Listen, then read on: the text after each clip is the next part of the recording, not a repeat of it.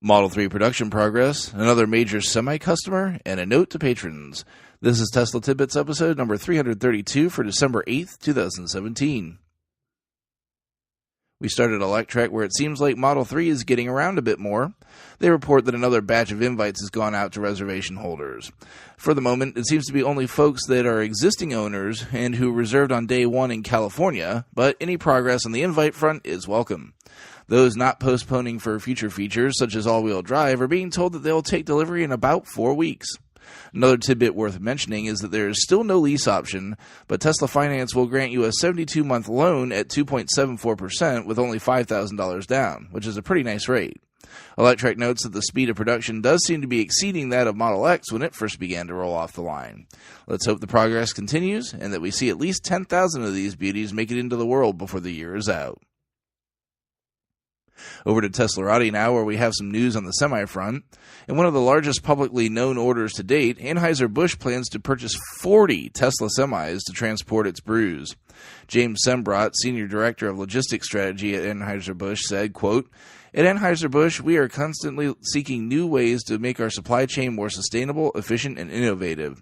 This investment in Tesla semi-trucks helps us achieve these goals while improving road safety and lowering our environmental impact," end quote.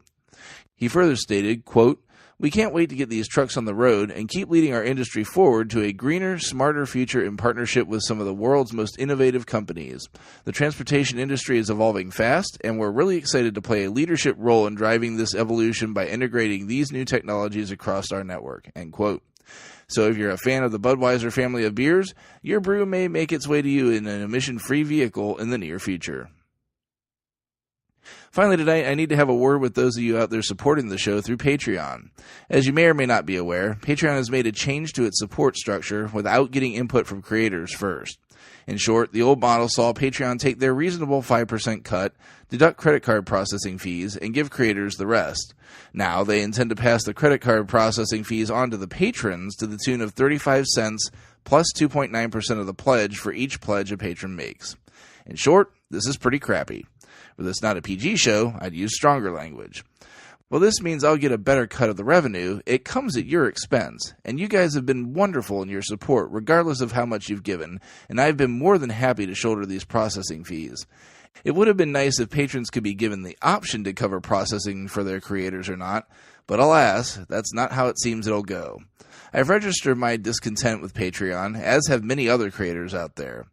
If you choose to discontinue your pledge, please know that while I'm certainly sad to see you go, I completely understand. To those of you that remain, as always, I do thank you from the bottom of my heart. Speaking of which, all that said, if you're still interested in throwing some support my way for my efforts each week, you can find my page at patreon.com/Tesla Tidbits. Thanks as always to the super patrons out there for supporting the show at the $10 plus level.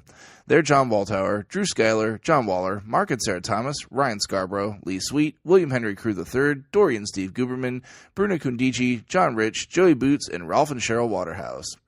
Be sure to show your love for the show on YouTube, iTunes, and other services across the internet, or use the show referral code ts.la/JON4602 if you're in the market for a new Tesla. It's good for free supercharging for the life of the vehicle. That's it for this week. If you have feedback for me, the best way to be heard is to tweet at Tesla Tidbits. I'll see everyone back here again next week, and until then, keep it charged and hit the road.